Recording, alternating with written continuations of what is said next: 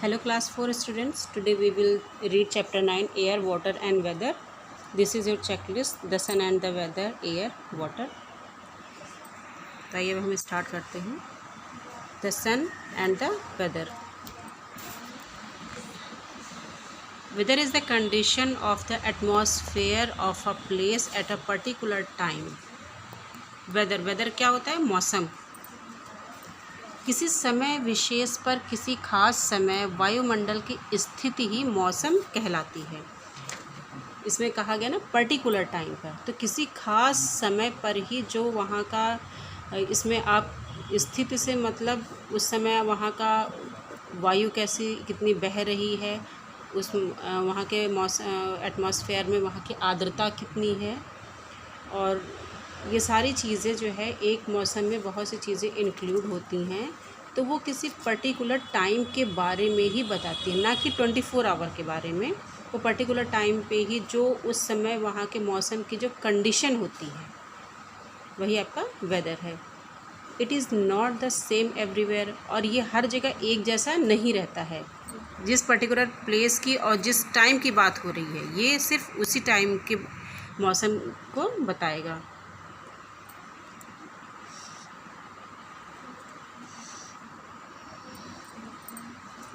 It might be a hot and sunny day where you live, but in other parts of the world it may be cloudy or snowing.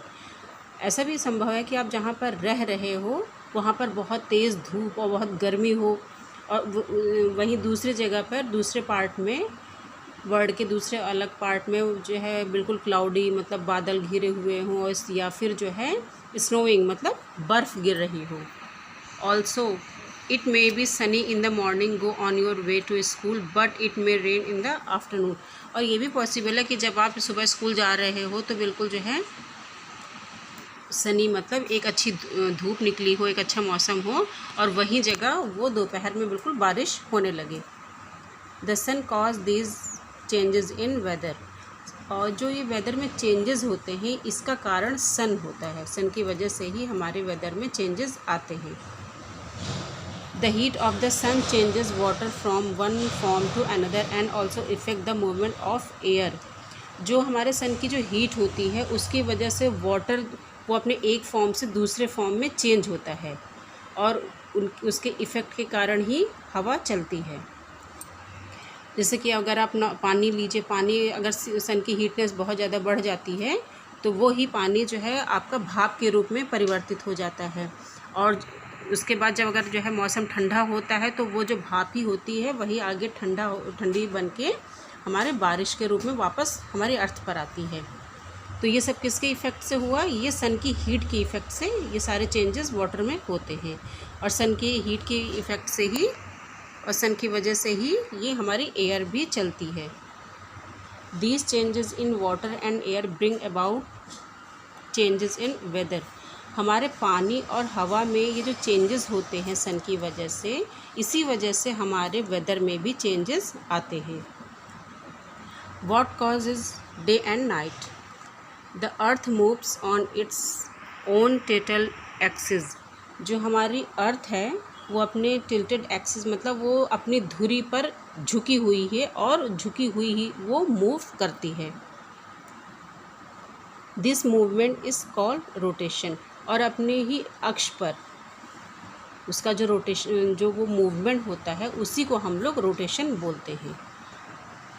जैसे कि आप ये अर्थ देख रहे हैं, तो अर्थ का ये एक्सिस है, ये आपका अर्थ का एक्सिस पॉइंट है, और इसी एक्सिस पे एक साइड वो झुकी हुई मूव करती रहती है वो पूरे time. It takes 24 hour for earth to complete one rotation. Earth अपने ही एक्सिस पर एक रोटेशन पूरा करने में वो 24 आवर का टाइम ले लेती है. At any given time the part of the earth that faces the sun receiving light thus has day, whereas the other part of the that is away from the sun does not receive light has night. एक दिए हुए time पर, एक निश्चित time पर अर्थ का जो part सन को डायरेक्ट फेस करता है और उसकी लाइट को रिसीव करता है, उस पार्ट पर तो हमारा दिन होता है, और वहीं तरफ जो अर्थ का दूसरा पार्ट है जो डायरेक्ट सन को फेस नहीं करता है और उसकी लाइट नहीं रिसीव कर पाता है, अर्थ के उस पार्ट पर नाइट होती है, मतलब रात होती है।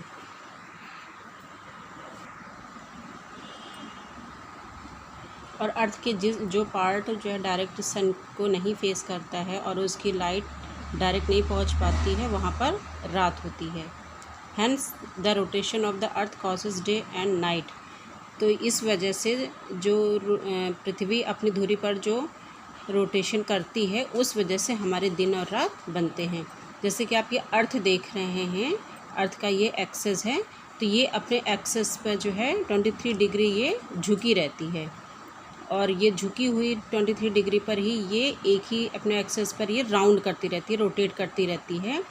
और ये हमारा सन है, तो अर्थ का जो पार्ट सन को डायरेक्ट फेस करता है और उसकी लाइट रिसीव करता है, तो उस पार्ट पर तो हमारा दिन रहता है। और वहीं दूसरी तरफ जो पार्ट सन को डायरेक्ट फेस नहीं करता है, तो वहाँ पर उस पार्ट पर अंधेरा रहता है और अर्थ के उस पार्ट पर फिर रात होती है।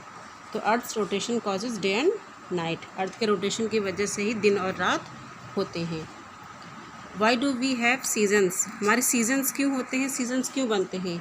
The earth moves around the sun in its on orbit, this movement is called revolution.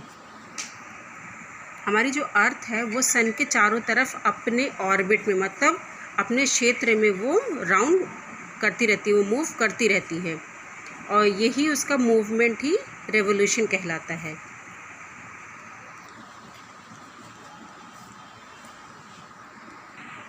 It takes 365 days and 6 hours for Earth to complete one revolution. हमारी अर्थ सन का जो राउंड करती है उसको एक राउंड पूरा करने में 365 डेज़ एंड 6 आवर का टाइम उसको लगता है और जो उसका एक राउंड पूरा होता है उसी को हम लोग रेवोल्यूशन कहते हैं। आप जैसे कि पिक्चर में देख रहे हैं, ये अर्थ है और ये सन के जो है चारों तरफ ये राउंड कर रही है। As the earth is tilted on its axis, the portion of the earth facing the sun has longer and warmer days. जैसा कि पृथ्वी अपनी एक्सिस पर झुकी हुई है एक तरफ, तो उसका जो पोर्शन अर्थ का सन की तरफ फेस रहता है तो वो तो दिन लंबे और गर्म भरे रहते हैं। तो सो दिस पोर्शन है समर सीजन। तो अर्थ के उस पोर्शन पर, उस पार्ट पर समर सीजन रहता है। The portion of the earth away from the sun has cooler and shorter days. और जो पार्ट अर्थ का सन से दूर रहता है वो पार्ट ठंडा और छोटा होता है, उसके दिन ठंडे और छोटे होते हैं। This portion has winter season. तो इसके जो है इस पोर्शन पर कौन सा सीज़न होगा? विंटर सीजन होगा। Therefore the revolution of the earth causes the changes in season. और इस वजह से अर्थ का जो रेवोल्यूशन होता है, जो वो सन का राउंड करता है, तो इस वजह से हमारे सीज़न में चेंजेस आते हैं। आप अपने चैप्टर में आप इस पिक्चर को देख के जो है पता लगाइए कि ये आपका सन है और सन के जिस पार्ट अर्थ हमारी ये जो है राउंड कर रही है सन का, तो अर्थ का जो पार्ट सन को फेस कर रहा है उस पार्ट में तो जो है लाइट है, मतलब आपकी गर्म भरा रहता है और लंबा रहता है, और दूसरा पार्ट जबकि अंधेरे में, मतलब यहाँ पर ये ठंडियों वाला पार्ट है। और तो अर्थ जैसे हमारा जो है अर्थ है वो दो पार्ट में डिवाइड रहता है। तो उसका जो पार्ट सन की तरफ रहता है तो वहाँ पर गर्मी भरे दिन रहते हैं, और जो पार्ट जस्ट अपोजिट होता है वहाँ पर विंटर सीजन रहता है। How do wind blow? Wind कैसे चलती है, मतलब हवा कैसे चलती, कैसे बहती है? Due to the round shape of the earth the sun rays do not fall evenly at all places. चूँकि हमारे अर्थ का जो शेप है वो राउंड है, तो इस वजह से जो सन की रेज़ हैं वो हमारे पूरे पृथ्वी पर एक जैसी नहीं पड़ती, एक बराबर की रेज़ हमारी अर्थ पर नहीं पड़ती है पूरी जगह। When a part of the earth surface gets heated up the air above it become warm. और अर्थ का जो पार्ट सन के डायरेक्ट फेस में आता है तो वो गर्म हो जाता है, और वहाँ की हवा भी धीरे धीरे गर्म हो जाती है। और वो जब गर्म हवा होती है वो लाइट वेट होने के कारण है, जब चूँकि वो गर्म हो जाती है तो उसका वेट काफ़ी लाइट हो जाता है, तो वो धीरे धीरे राइज़ करना शुरू करती है, मतलब वो ऊपर जाना शुरू कर देती है हवा। This warm and lighter air rises up, और ये जो है गर्म और हल्की हवा ये धीरे धीरे ऊपर उठना शुरू होती है। In turn the cool air which is heavier comes in to take its place, और जो हवा ठंडी होती है तो वो चूँकि हैवी होती है, तो जब गर्म हवा ऊपर उठ जाती है तो जो स्पेस खाली होता है अर्थ का, तो वहाँ पर जो है वो ठंडी हवा अपना प्लेस ले लेती है। This leads to the continuous movement of air that cause winds, और जो हवा का ये कंटिन्यूस मूवमेंट चलता रहता है कि जब अर्थ गर्म होती है तो जो गर्म हवा होती है, अर्थ के गर्म होने से वहाँ उसके जो पास की हवा होती है, एयर होती है, वो भी जो है गर्म हो जाती है, और गर्म हवा धीरे धीरे ऊपर की ओर उठना शुरू हो जाती है। और उसकी जगह पे जो ऊपर ठंडी हवा होती है, चूँकि वो हैवी होती है, तो वहाँ पर जो गर्म हवा अपना स्पेस खाली करती है ऊपर उठ के, तो ठंडी हवा उस स्पेस को जो है वो एब्जॉर्ब कर लेती है। तो ये जो प्रोसेस होता है, कंटिन्यूस मूवमेंट होता रहता है एयर का, इसी को हम लोग विंड कहते हैं या हवा कहते हैं। देखिए मूवमेंट ऑफ द एयर कैसे चल रहा है। ये सन की लाइट यहाँ पर आपके अर्थ पे पड़ रही है, तो अर्थ जो है आपकी गर्म हो जा रही है, जिस पार्ट पे पड़ रही है वो पार्ट आपका गर्म हो जा रहा है। तो इस पार्ट पे जो गर्म हवा है वो लाइट वेट होके धीरे धीरे ये हवा ऊपर की ओर उठेगी। तो जो ठंडी हवा चल रही होती है, तो वो चूँकि जो है हैवी होती है, वो बहुत ज़्यादा हैवी होने की वजह से वो बहुत ज़्यादा ऊपर नहीं रह पाती है, वो अर्थ के आसपास ही रहती है। तो वो जो है जब गर्म हवा अपना स्पेस छोड़ती है, अपनी जगह खाली करती है, तो ठंडी हवा उस जगह को वो एब्जॉर्ब कर लेती है और वहाँ पर कोल्ड एयर आ जाती है। एयर, हवा। Air is all around us, हवा हमारे चारों तरफ है।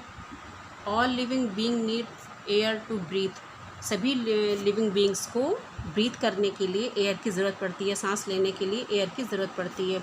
Air is made up of different kinds of gases, जो हमारी एयर है वो कई तरह के गैसों का मिश्रण होती है, कई तरह के गैसों से मिलकर वो बनी होती है।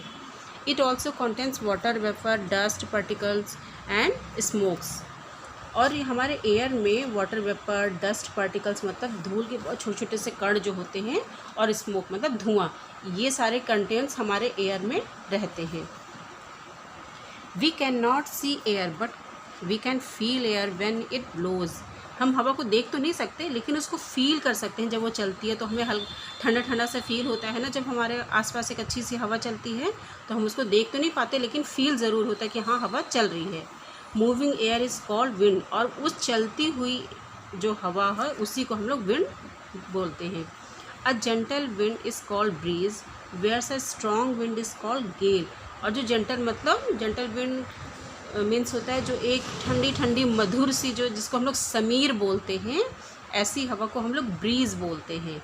और उसी जगह पे जो थोड़ी उससे तेज़ हवा होती है उसको हम लोग गेल या आंधी के नाम से जानते हैं। Very fast and strong winds are called storm, और जो बहुत ही तेज़ और मतलब बहुत तगड़ी और बहुत तेज़ हवा या आंधी जो होती है, जब वो एक मतलब भयानक रूप ले लेती है तो उसको हम लोग तूफ़ान के नाम से जानते हैं।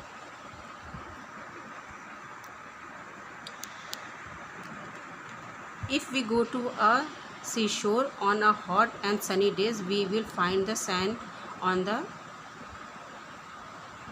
Gets heated up faster than water.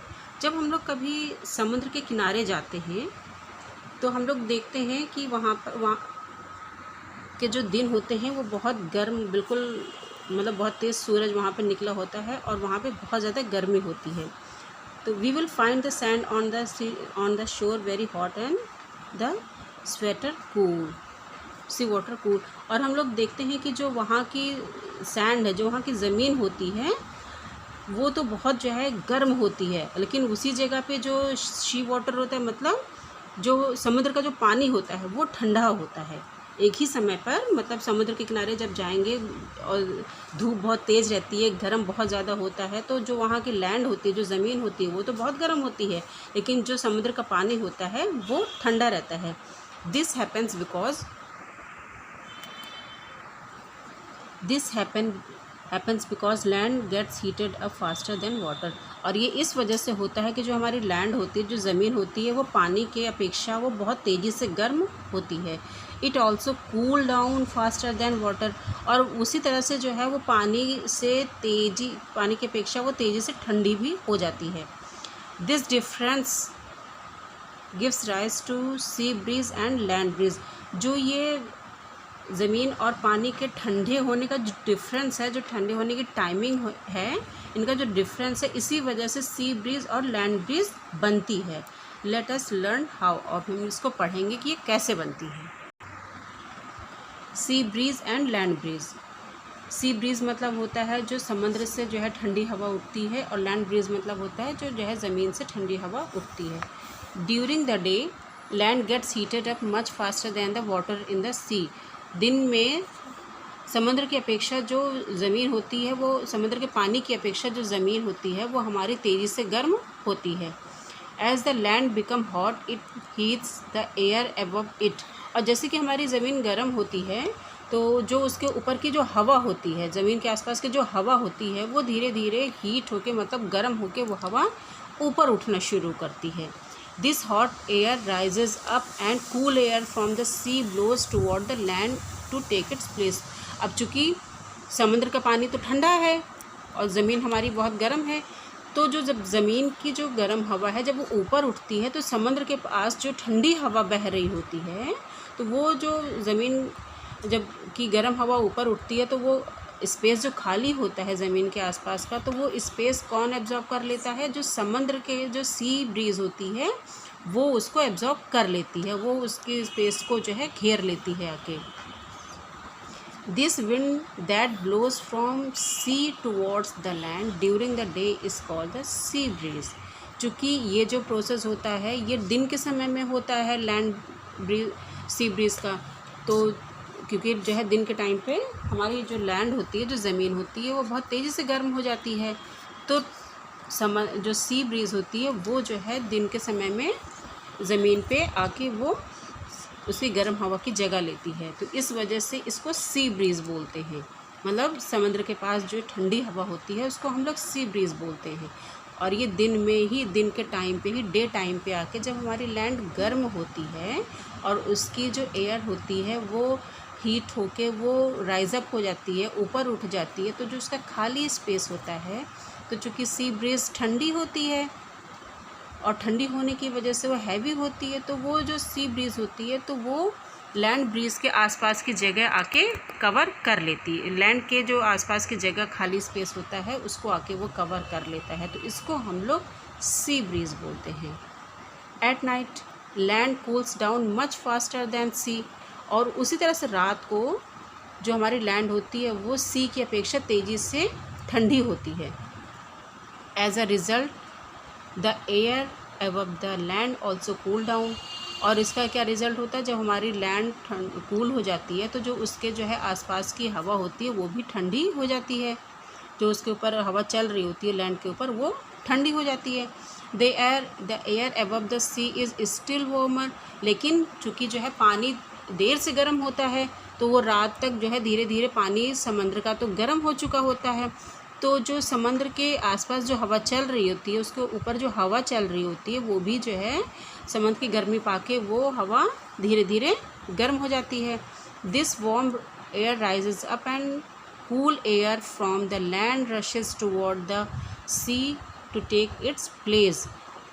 और जो ये गर्म हवा होती है ये ऊपर उठ जाती है, तो जब समुद्र के पास से हवा गर्म होकर ऊपर उठेगी तो वहाँ का जो खाली स्पेस होता है उसको कौन कवर करता है? जो लैंड के पास कूल एयर होती है वो आके जो सी के ऊपर की जगह खाली होती है उसको कवर कर लेती है, उसकी जगह पे ले लेती है। This wind that blows from land towards the sea at night is called the land breeze. और ये प्रोसेस कब होता है लैंड ब्रीज होने का? ये रात में ही होता है। क्यों? क्योंकि रात में ही हमारी ज़मीन ठंडी होती है, तो जो सी की जो गर्म हवा का जो स्पेस हमारी लैंड पर की जो ठंडी हवा होती है वो आके कवर करती है, तो इसी को हम लोग लैंड ब्रीज के नाम से जानते हैं।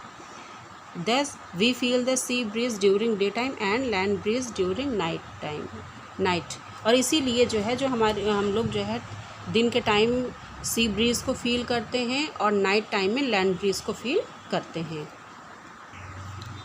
आप अपने ये बुक के चैप्टर में देखिए 2 पिक्चर बने हैं, ये डे का टाइम है और यहाँ पे नाइट टाइम है। तो आप अपने चैप्टर में क्या देख रहे हैं? ये आपकी जो है लैंड है, जो कि दिन के टाइम भी लैंड जो है ये गर्म हो जाती है। सन की जो रेज़ होती है वो ज़मीन को पानी की अपेक्षा तेज़ी से गर्म कर रही है दिन के टाइम पे। तो ये लैंड वार्मर हुई, ये ज़मीन हमारी क्या हो गई? गर्म हो गई। गर्म होने से जो इसकी हवा है ये ऊपर की तरफ उठती है और उसी जगह पे डे टाइम पे जो सी है वो ठंडा है, सी कूलर। तो जो है ये हमारा सी क्या है? ये ठंडा है दिन के टाइम। क्यों? क्योंकि ये पानी हमारा ज़मीन की अपेक्षा देरी से गर्म होता है। तो चूँकि इसकी जब देरी से गर्म होता है, ये दिन में ठंडा रहता है इसका पानी, तो इसकी हवा भी ठंडी रहती है। तो जब ये लैंड की गर्म हवा गर्मी पाके ऊपर उठती है तो उसके स्पेस को जो सी ब्रीज़ होती है ये आके कवर कर लेती है।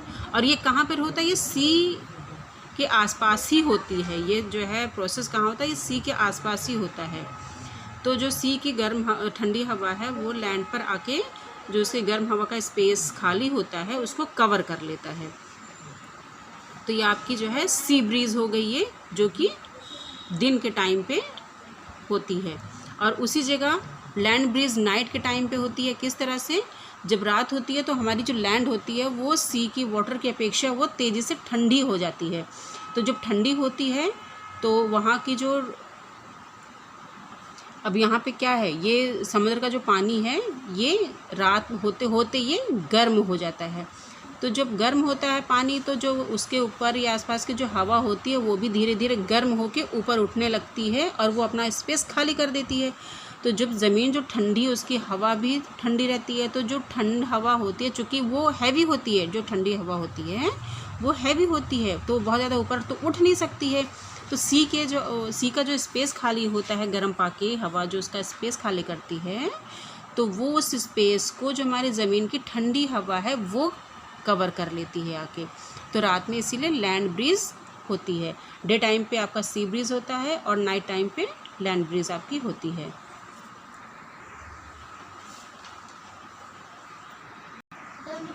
Water is one of the basic necessities of life. पानी हमारे लाइफ की बहुत बेसिक या बुनियादी ज़रूरत होती है। Nearly 3/4 of the earth surface is covered with water. जो हमारी अर्थ का 3/4 पार्ट है वो वाटर से कवर है, पानी से ही वो कवर है। Human beings, plants and animals all needs water to live. Human being, plant और एनिमल इन सबको जो है ज़िंदा रहने के लिए, जीवित रहने के लिए पानी की आवश्यकता होती है। Water exist in 3 different forms, ice, water and water vapour.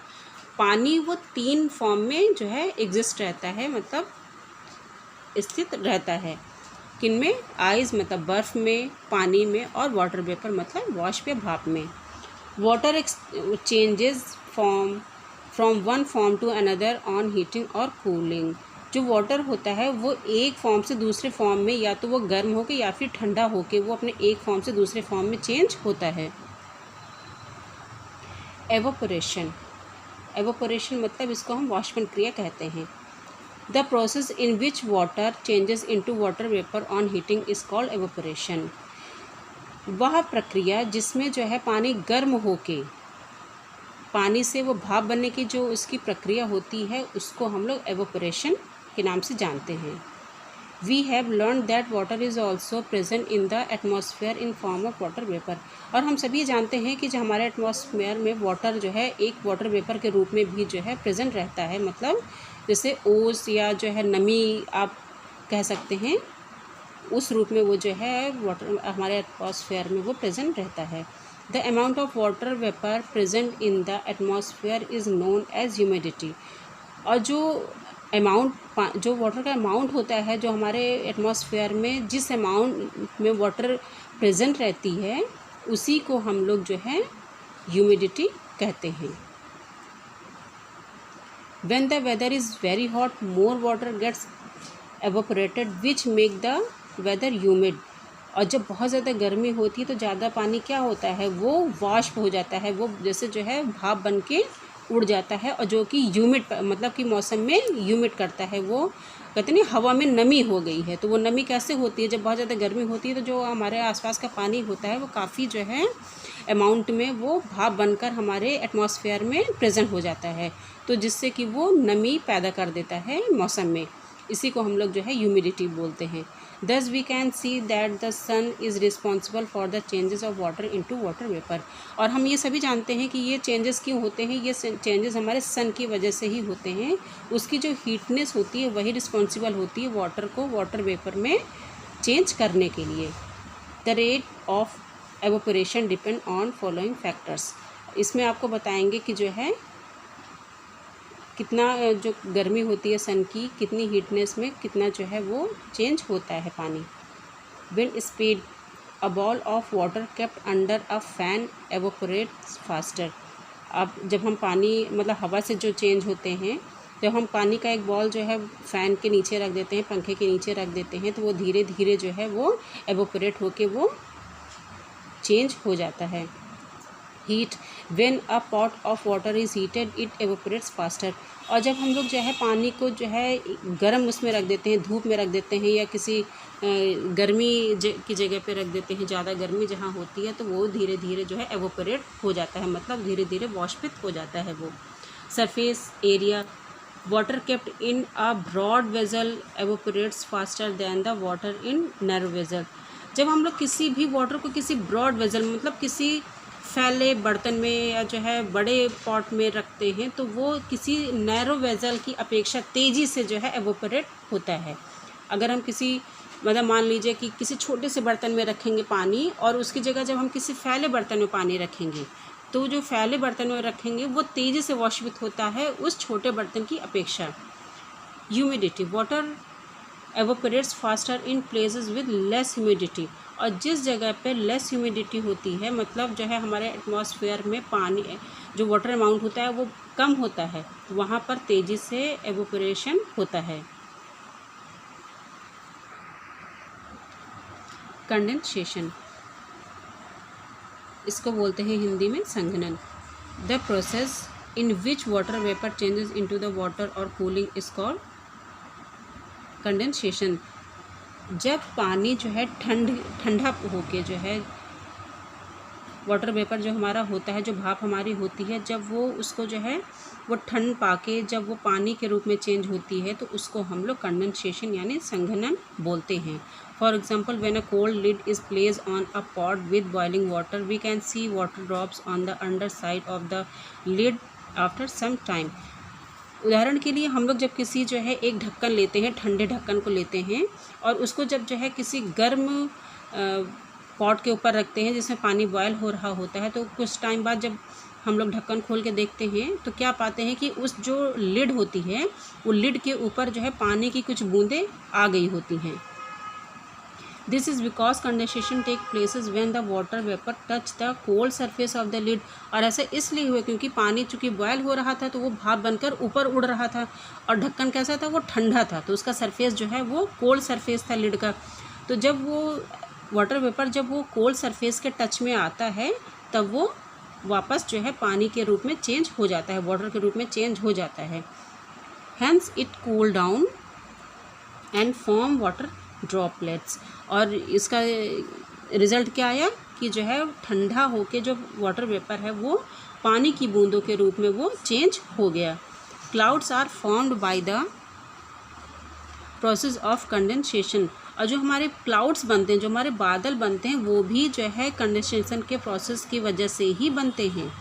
During winter early in the morning we can see tiny droplets of water on grasses and leaves. जब हम लोग सर्दियों के टाइम पे अर्ली मॉर्निंग अगर हम कभी देखते हैं, तो हम क्या पाते हैं कि हमारे ग्रास पर और लीव्स पर जो है पानी की छोटी छोटी सी बूंदें हम लोग देखते हैं। These tiny droplets are called dew. और इन्हीं जो टाइनी ड्रॉपलेट्स होती हैं, छोटी छोटी जो उसकी जो पानी की बूंदें होती हैं, उनको हम लोग ओस बोलते हैं। आप लोग ने सुबह देखा होगा ना, अगर अर्ली मॉर्निंग उठिए जो है थोड़ी सर्दियों में, तो हमारे घास पर या फिर जो है पत्तियों पर पानी की छोटी छोटी सी बूंदें पाई जाती हैं। इनको क्या बोलते हैं? इनको हम लोग ड्यू बोलते हैं। They are formed by the condensation of water vapour present in the air. और ये इस वजह से ही होती हैं क्योंकि हमारे जो एटमॉस्फेयर में जो वाटर वेपर जो प्रेजेंट होती है, इस वजह से ही हमारी ये जो है ओस बनती है। आप अपने चैप्टर में पिक्चर्स आपकी दो बनी हैं, जो ये कंडेंसेशन का प्रोसेस यहाँ पर हो रहा है और ये है वाटर ड्रॉप्स ऑन लीव्स। तो कंडेंसेशन में क्या है कि एक पॉट में पानी रखकर इसको बॉयल किया जा रहा है हीट पर, और उसके ऊपर एक ठंडा जो जिसका कि सरफेस जो है कूल है, उसको उसके सामने आपका ये वाटर वेपर यहाँ से निकल रहा है और इसके सामने एक कूल सरफेस का जो है लिड है। तो जो ठंडा होकर दोबारा देखिए दूसरे जो है बर्तन में ये क्या पानी गिर रहा है, तो ये किस वजह से हो रहा है? ये आपकी कंडेंसेशन के प्रोसेस की वजह से ही पानी दोबारा भाप से पानी बनने का प्रोसेस हो रहा है। और आपकी वाटर ड्रॉप्स जो है ये लीव्स पर देख रहे हैं, ये भी आपकी कंडेंसेशन की प्रोसेस की वजह से ही हमारे लीव्स पर और ग्रासेस पर वाटर ड्रॉप्स आती हैं। वाटर साइकिल, पानी का जो चक्र होता है वो किस तरह से बनता है, आप अपने पिक्चर में भी देख रहे होंगे। The sun heats the water in seas, rivers, lakes and ponds and changes into water vapor। जो सन होता है वो पानी को गर्म करके, कहाँ के? सीज के, समुद्र के, नदियों के, झीलों के और पॉन्ड्स के, तालाबों के पानी को जो है सन की हीट जो है वो गर्म करके जो उसका पानी होता है वो वाटर वेपर में, मतलब वॉश में, भाप में परिवर्तित कर देता है, चेंज कर देता है। This water vapor rises up in atmosphere where it condense and change into tiny droplets of water। जो ये वाटर वेपर होती है ये हमारे जब ये ऊपर उठ के हमारे एटमॉस्फेयर में जाती है तो वहाँ पर जो है ये कूल होती है और कूल बन के जो है ये छोटे छोटे ड्रॉपलेट्स में, छोटे छोटे पानी की बूंदों के रूप में ये चेंज हो जाती है। These water droplets join together to form clouds। और जब इस तरह से प्रोसेस जो है होता रहता तो ढेर सारी छोटी छोटी जो ड्रॉपलेट्स होती हैं वो ज्वाइन होके जो है एक साथ में, कई जब ड्रॉपलेट्स इकट्ठी हो जाती हैं तब वो क्लाउड का रूप ले लेती हैं, वो हमारे बादलों का रूप ले लेती हैं। Inside the cloud the tiny water droplets join to form bigger droplets। और वहीं इनसाइड बादलों के अंदर ही ये छोटे छोटे जो ड्रॉपलेट्स होते हैं इनका प्रोसेस चलता रहता है, तो ये अपने प्रोसेस के ज़रिए ही एक बिगर ड्रॉप्स, मतलब एक बड़ी बूंदों में परिवर्तित हो जाती हैं, मिलके बना लेती हैं। When these drops become heavy they fall on the earth's surface as rain। और जब ये ड्रॉप्स जो होती हैं वो हैवी हो जाती हैं, छोटी छोटी ड्रॉपलेट्स बन के, सब पहले तो वो बड़े ड्रॉपलेट्स बनाती हैं और फिर जब ये बड़ी ड्रॉपलेट्स चूँकि हमारे एटमॉस्फेयर में जहाँ पे जो है जब इनको हीटनेस मिलनी कम हो जाती है तो वहाँ पे ये ठंडी हो जाती हैं, तो ये ठंडी होके ये फिर जो है हैवी हो जाती हैं। तो जब ये हैवी हो जाती हैं तो ये क्या करती हैं, दोबारा हमारे अर्थ पर ये बारिश के रूप में फिर से गिरती हैं। This process form a continuous cycle in nature known as a water cycle. और जो ये प्रोसेस हमारे अर्थ पर होता है ये कंटिन्यूस चलता रहता है और नेचर में इसी साइकिल को हमारे जो है जो प्रकृति में जो ये वाटर साइकिल जो ये पानी का जो सर्कल चलता रहता है हीटनेस होके जो है, इसी को हम लोग वाटर साइकिल के नाम से जानते हैं। जैसे कि आप अपने चैप्टर में ये देख रहे होंगे, ये सन है, ये आपके जो है ओशन, इनका जो है पानी सन की हीट से गर्म होता है, गर्म होके जो है ये ऊपर धीरे धीरे राइज होना शुरू कर देता है। वो एवोपरेशन के ज़रिए ये ऊपर उठता है, फिर यहाँ पे कंडेंसेशन का प्रोसेस यहाँ पर शुरू हो जाता है इसमें, और उसके बाद जो है ये ठंडा होके वापस कहाँ आ रहा है, हमारे अर्थ पर ही ये वापस आ रहा है। तो ये जो है वाटर साइकिल ये क्या होता है, ये चलता ही रहता है ये, और इसी के ज़रिए हमारी बारिश होती है और हमारे नदियों में और हर जगह पे पानी आता है और फिर वही पानी सन की हीट पाके दोबारा जो है ये भाप बन के बादल का रूप लेता है। वाटर प्यूरिफिकेशन, अब पानी को सफाई कैसे, पानी की सफाई कैसे की जाती है। वाटर में contain substance such as sand, dirt and germs which make the water unfit for use. जो हमारा वाटर होता है उसमें कई तरह के सब्सटेंसेस मिक्स रहते हैं, जैसे कि सैंड, डर्ट एंड जम्स, मतलब हमारे रेत होती हैं, धूल मिट्टी होती हैं, और जम्स कई तरह के उसमें कीटाणु भी रहते हैं जो कि हमारे पानी को मिलके अनफिट, हमारे मतलब यूज़ करने के लिए अनफिट बनाते हैं। मतलब अगर हम वो डायरेक्ट पानी अगर वो पी लें तो उसकी वजह से हमें कई तरह की डिसीज़ हो सकती हैं। ड्रिंकिंग इम्प्योर वाटर में कॉज डिसीज़, और वो उस तरह का इम्प्योर मतलब अशुद्ध पानी पीने से जो है हमें कई तरह की बीमारियाँ हो सकती हैं। So water should B purified before using it for drinking and cooking, इसलिए हमें पानी के शुद्धिकरण की आवश्यकता होती है उसको पीने और खाना बनाने के पहले। Let us learn about some methods by which we can purify water. हम यहाँ पे कुछ मेथड्स पढ़ेंगे जिसके ज़रिए कि हम पानी को जो प्योरीफाई करते हैं। Boiling, one of the easiest method to purify water is to boil it for 10 minutes. सबसे जो ईजीएस्ट मेथड होता है, सबसे आसान तरीका जो पानी को प्योरीफाई करने का होता है वो होता है कि आप इसको 10 मिनट तक के लिए बॉयल कर लीजिए। Boiling kills most of the germs present in the water, और बॉयल करने से जो है जो पानी में मोस्टली जम्स होते हैं वो ख़त्म हो जाते हैं, वो मर जाते हैं। Boiled water should be cooled and then stored in a clean and covered container. जब पानी ठंडा हो जाता है तो उसको हम लोग जो है किसी एक बर्तन में स्टोर कर, साफ़ बर्तन में उसको स्टोर करके और उसको ढक देते हैं। सेडिमेंटेशन एंड डिकंटेशन, मतलब अवसादन और निक्षेपण की प्रक्रिया क्या होती है। In this method water is allowed to stand undisturb in a container for some time. हम एक जो इम्प्योरीफाई पानी होता है, जो अशुद्ध पानी होता है, ये तो इस प्रोसेस में जो है हम लोग एक कंटेनर में उस अशुद्ध पानी को एक जगह पे इकट्ठा करते हैं और कुछ टाइम के लिए उसको बिना डिस्टर्ब किए, मतलब उसको जो है हिलाते नहीं हैं और उसको ऐसे किसी कंटेनर में लेके रख देते हैं बिना डिस्टर्ब किए हुए। Insoluble impurities such as sand settle at the bottom of the container. जो इंसॉल्युबल इम्प्योरिटीज़ मतलब होती हैं जो अघुलनशील होती हैं, जो पानी में नहीं घुलती हैं, जैसे कि सैंड मतलब जो रेत हो गई, तो वो जो है जब हम लोग उसको डिस्टर्ब नहीं करते, कुछ टाइम के लिए ऐसे ही छोड़ देते हैं, तो वो बॉटम के जो है वो कंटेनर के बॉटम में वो बैठ जाती हैं जाके। This process in which the insoluble impure substance settle down is called sedimentation. और जो ये प्रोसेस होता है जिसमें कि जो है इम्प्योरिटीज़ जो होती हैं पानी की, जब वो शांत होकर नीचे बैठ जाती हैं पानी में, इसको हम लोग, इस प्रक्रिया को हम लोग जो है सेडिमेंटेशन बोलते हैं या अवसादन कहते हैं। Then the clear water at the top is slowly poured out into another container without disturbing the settle impurities. उसके बाद हम लोग जो साफ़ पानी होता है उसको धीमे से हम लोग किसी दूसरे कंटेनर में उसको पॉड मतलब उसको पलट देते हैं, और बिना ही जो है जो नीचे उसकी इम्प्योरिटीज़ जो बैठी होती हैं, बिना उनको डिस्टर्ब किए हम लोग उसको जो है दूसरे कंटेनर में उसको चेंज कर देते हैं। This the process in which the water is poured out gently after the sedimentation is called decantation. और जो पानी, साफ़ पानी को दूसरे कंटेनर में ये पलटने का जो प्रोसेस होता है, इसी प्रोसेस को हम लोग जो है डिकंटेशन बोलते हैं। मतलब सबसे पहले तो हम लोग जो इम्प्योरिटीज़ होती हैं वाटर में, उसको एक कंटेनर में रख के उस पानी को हम लोग बिना डिस्टर्ब किए हुए कुछ टाइम के लिए हम लोग छोड़ देते हैं। तो जो ये कुछ टाइम के लिए उसको जो रखने की प्रक्रिया होती है, इसी को हम लोग सेडिमेंटेशन कहते हैं।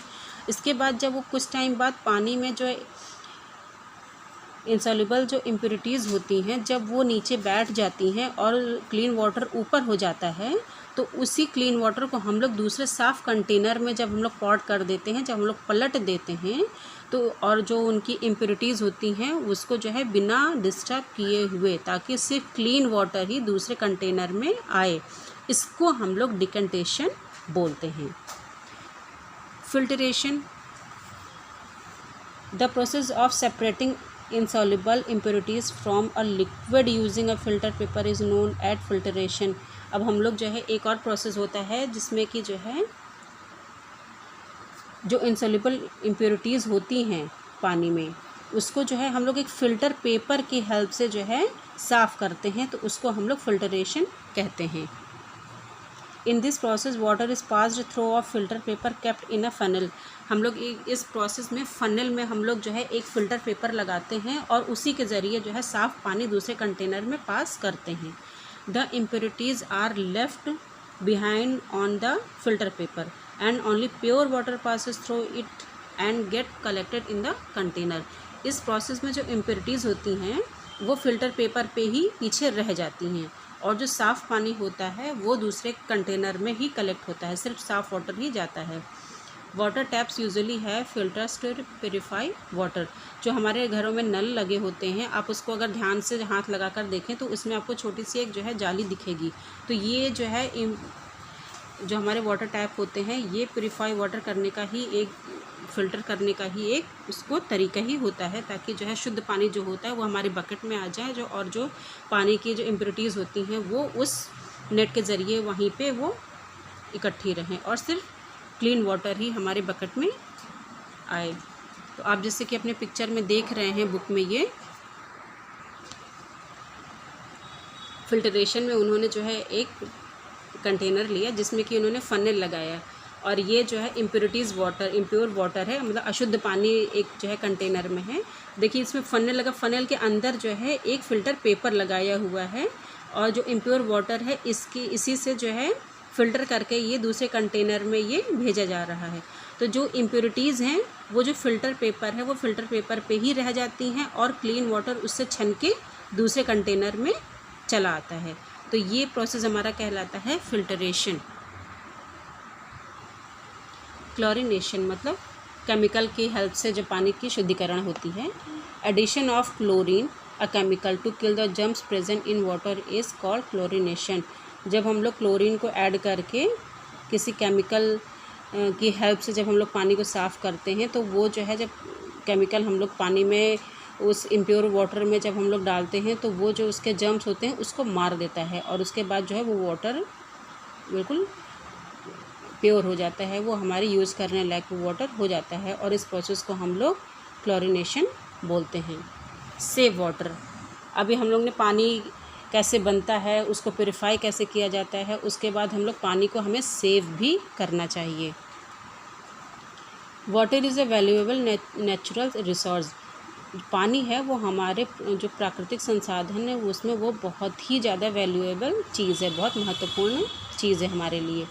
We need water for our daily activities such as drinking, cooking, bathing and watering plants. हमें पानी की ज़रूरत हमारे डेली एक्टिविटीज़ में, जैसे कि जो है पानी पीने के लिए, कुकिंग में, बाथिंग में और प्लांट्स को भी पानी देने में हमें वो यूज़ होता है। We should not waste water because it is precious and scarce. हमें पानी को जो है वेस्ट बिल्कुल नहीं करना चाहिए क्योंकि ये बहुत प्रीशियस, ये अमूल्य है और अपर्याप्त है। इस what is the meaning of scarce? Less not available in plenty. मतलब पानी जो है एक मतलब बहुतायत नहीं है, ऐसा नहीं है कि कितना भी है हम उसको खर्च करते चले जाएं, ऐसा नहीं है। एक सीमित मात्रा में ही हमारे पास जो है पानी है। There are places where people walk miles to go to get only a pot of clean drinking water. ऐसे बहुत सी जगह पे है जहाँ पे लोग मतलब मीलों पैदल चल के जाते हैं सिर्फ एक पॉट साफ़ पानी पीने के लिए लेने के लिए, जो है वो हज़ारों मील पैदल चल के जाते हैं। Following are some of the ways to save water. कुछ ऐसे हमारे पास जो है तरीके हैं जिनसे कि हम वाटर को सेव कर सकते हैं। चूँकि हमारे पास तो जो है अभी कोई कमी नहीं है, लेकिन ऐसी जो है जगहें हैं जहाँ पे लोगों को पानी की बहुत ज़्यादा कमी हो गई है, तो जो है हमें उन लोगों के लिए भी पानी चूँकि पूरा पड़ जाए तो जो है पानी को सेव करके रखना चाहिए। Do not leave the tap open while brushing your teeth. जब हम ब्रश कर रहे होते हैं तो पूरे टाइम पे हमें जो है अपने टैप को ओपन करके नहीं छोड़ देना चाहिए। Turn off the tap properly so that no water drips. हमें जो है पानी जब नल बंद करते हैं तो हमें अपने नल को अच्छे से टाइटली बंद करना चाहिए ताकि उसमें से कोई बूंदे ना आ पाए, मतलब पानी की बूंदें ना गिरे। Dripping leads to the wastage of water. अगर पानी की बूंदें बराबर गिरती रहेंगी तो जो है इससे पानी का जो है वो वेस्टेज बढ़ जाता है। Use only a bucket of water to take bath. हम लोग जो है क्या शावर लेने के बड़े शौकीन होते हैं ना, तो हमें शावर की जगह पे हमें बाल्टी से नहाने की आदत डालनी चाहिए। Use a watering can do water the plants. हमें प्लांट्स को पानी देने के लिए वाटरिंग का यूज़ करना चाहिए। Wash your car using water in a bucket instead of using a house pipe. हमें अपनी कार भी धोने के लिए बकेट का ही यूज़ करना चाहिए, ना कि हॉस पाइप का, क्योंकि उससे पानी का वेस्टेज बहुत ज़्यादा हद तक बढ़ जाता है। सो क्लास 4 स्टूडेंट, ये आपका chapter 9 air water and weather in your science book complete हो गया है। अगर आपको मेरा चैप्टर पसंद आए तो please like and share with your friends. Thank you so much.